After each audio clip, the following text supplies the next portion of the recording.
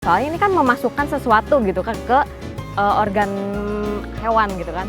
Saya nggak tahu dong di dalam itu ada apa gitu. Setelah tangan saya masuk, Kita lahiran, kita lahiran, Pak, kita lahiran. Tabita. Iya, Pak, Ya. iya, Pak, ya. Ya. Kita lahiran, kita lahiran, kita lahiran, kita lahiran, kita lahiran, asik, kita lahiran, kita lahiran, saya Nisha Semi Arum. Saya seorang dokter muda dari Fakultas Kedokteran Universitas Jenderal Ahmad Yani, Cimahi, Bandung, angkatan 2007. Saya datang kemari karena saya ingin lebih mengenal seorang dokter hewan bernama Dr. Muklas Alamsyah. Inilah kisah seorang dokter yang memilih tinggal di lereng Gunung Merbabu, Jawa Tengah. Melayani sesama dengan ikhlas, mengabdi untuk bangsa. Saya Muklas Yasi Alamsyah, saya dokter hewan, alumni dari Fakultas Kedokteran Hewan Universitas Airlangga tahun 1992.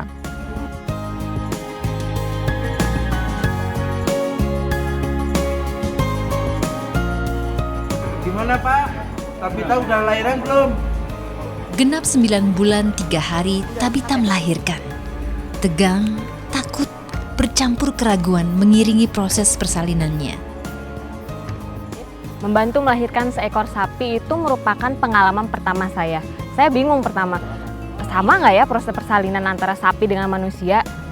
Boleh takut kotor, masuk aja. Silakan gigit nih. Oke, ini jadi. Nah, ini udah muka. Bentar. Saya udah mulai persiapan menggunakan sarung tangan dan dokter Muklas juga dengan perlengkapannya.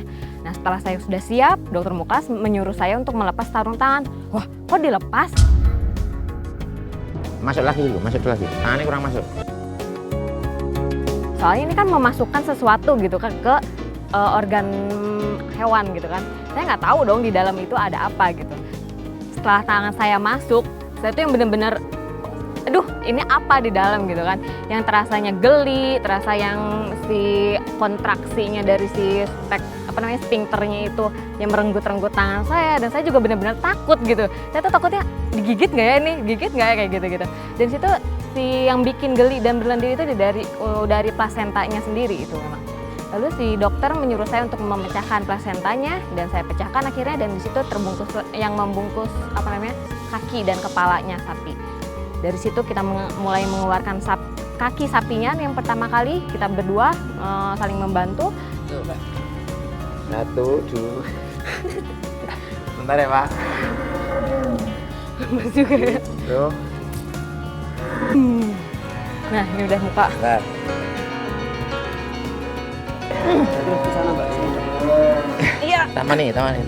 Taman nih. Wow. Taruh depan.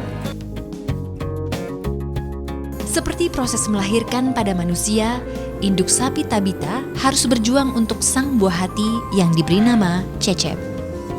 Ini adalah pengalaman pertama saya dan langka membantu kelahiran seekor anak sapi dibantu oleh dokter umum. Kelahiran seekor anak sapi mungkin berbeda dengan kelahiran manusia. Bisa terjadi juga setiap saat, baik pagi, siang, atau tengah malam mungkin. Geli-gelinya tuh.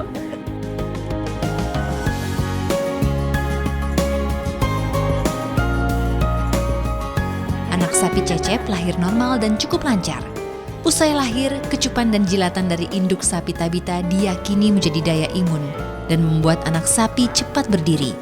Sapi kecil Cecep juga mendapat ASI eksklusif dari sapi induk Tabita untuk menambah kekuatan. Luar biasa memang rahasia sang pencipta, termasuk bagi seekor sapi sekalipun. Biasanya di peternakan rakyat, kejadian ini akan berlangsung sangat lama dan sulit. Bahkan dibantu oleh 4-10 orang untuk membantu proses kelahiran anak sapi ini. Dan kejadian yang tingkat kejadian yang lebih sulit lagi adalah seandainya induk anak sapi itu adalah darah atau yang belum pernah melahirkan.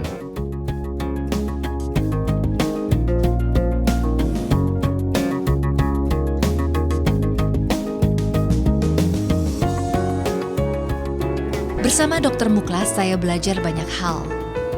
Termasuk belajar betapa cinta kasih rasanya tak berbatas juga untuk semua makhluk hidup.